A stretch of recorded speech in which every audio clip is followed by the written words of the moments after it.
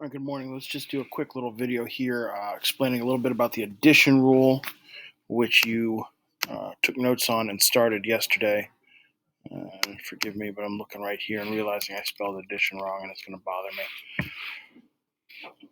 me. So the addition rule, if we go back here and look at our explanation, addition rule probability of A or B. When do we use this? We use this when we're choosing.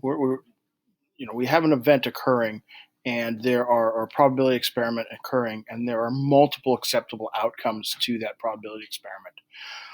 So very simply, the probability that A or B, either one of these, A or B, is an acceptable outcome is equal to the probability of A plus the probability of B minus the probability of A and B. And as we go through example 2 here, we'll make it clear what this part here at the end really means. So example number 2 here, we'll start with, it says you select a card from a standard deck and find the probability that the card is a 4 or an ace. So we have a Venn diagram over here. The box, the rectangle here, represents the sample space, all of the possible outcomes, which is 52 cards total in a deck of cards. And they've created circles here for all of the 4s in the deck and all of the aces in the deck. So if we were to set this up, and I've set it up in a Google Sheet, but I don't think we really need to do that. The probability of a 4 or an ace would be the probability that a 4 is pulled plus the probability that an ace is pulled. Okay, so there are 4 4s in a deck out of 52 cards. There are 4 aces in a deck out of 52 cards. So we're just going to need to add those two fractions together. Now keep in mind, when we're adding and subtracting fractions, we do not touch the denominator. We just keep a common denominator throughout. So we're really just adding these numerators. 4 plus 4 is 8. And they do reduce the fraction to 2 over 13. But again, the decimal is acceptable. You don't have to reduce the fraction. You can just do 8 divided by 52 and get that same answer. If we jump ahead here to the try it yourself problem and look at try it yourself number 2, a card is selected from a standard deck. Find the probability that the card is a face card or a heart. Okay, something is going to change now when we do this question. We'll go over here to my example and we're going to put that one in. The face card or a heart. Okay, so we're going to need to find the probability of a face card.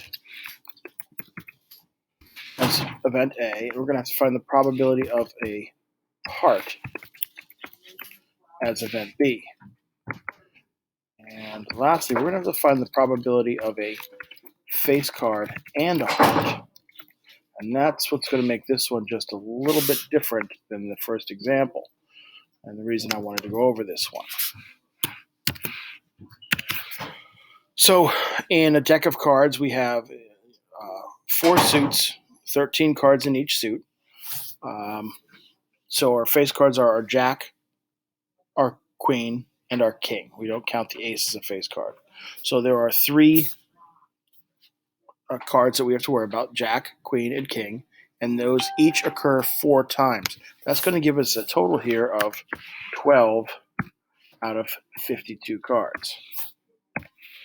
Okay. Hearts, there are 13 of each different suit in a deck of cards. So there are 13 hearts out of 52 cards that are possibilities here. And finally, we have to calculate this extra probability here. Of those face cards and those hearts, there's some overlap in that diagram. If we drew it as a Venn diagram, the 2 circles would overlap each other because some of these face cards are also hearts. And that would be the jack, queen. We'll actually put it over here underneath this other one.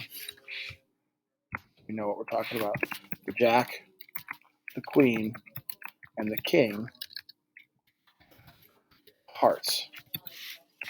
Okay, so these 3 cards, they were counted with the face cards. So out of these 12, 3 of them are these 3.